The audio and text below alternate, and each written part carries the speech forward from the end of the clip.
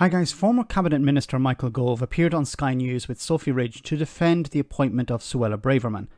Now the interview was interesting as it followed on from another one he gave to the BBC where he told them that it was time to move on, that the rehiring of a Home Secretary that breached the rules had become a distraction.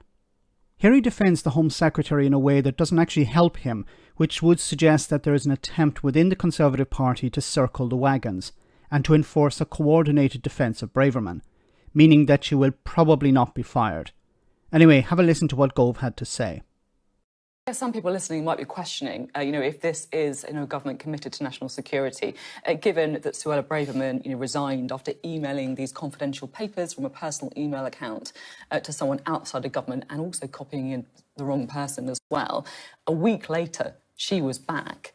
You take a week off work if you've got the flu, not if you've committed a security breach. Has Rishi Sunak ever pointed her? Yes, we do take security issues incredibly seriously. That's why, again, I have to be cautious in responding to the point that you understandably made about Liz's phone. And it's because we take them seriously that we have strict protocols in place that govern how information should be shared and with whom it should be shared.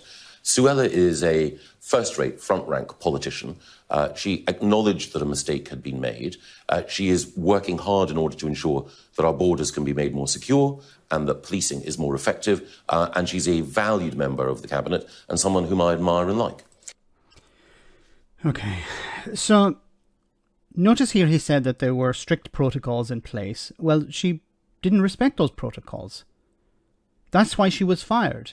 The problem is, and you hear this all the time, there is this weird defence that the Conservatives have, that they say, yes, if anyone breaks the rules, they need to be fired. And she was fired, or as he said here, she resigned.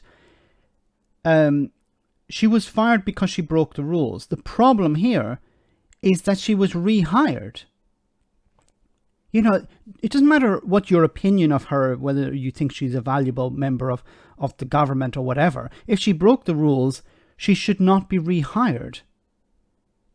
Can you think of any job where you would have broken the rules in such an egregious way that you would be rehired after a week? It's like a pilot crashing a plane or seriously damaging a plane and then being fired over it and then rehired the following week to be into the exact same job. They were rehired because they apologized. It doesn't work like that. There are real consequences here. And one of the consequences is that MI5 may refuse to work with the Home Secretary. I don't know. I understand why the Conservatives are doing this. They're trying to take this. They see it as a distraction. They see it as an attempt or a tool that can be used by the opposition parties, Labour, SNP, Lib Dems, Greens, to bring down the government, to end Rishi Sunak's reign. But there are real concerns here because if the security services don't trust the Home Secretary, they're not going to share important information with her that she needs in order to operate as Home Secretary. I think it's absolute madness that Rishi Sunak rehired her. I understand why. It was a political decision. He wanted to keep the headbangers on board. And she was the chief headbanger, it seems. But does he not understand the damage this is doing to his reputation, but also the UK's reputation?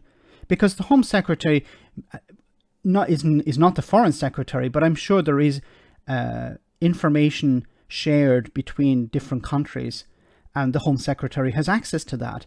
Now, are other countries going to cooperate with Britain if they believe that the Home Secretary is leaky? I don't think so.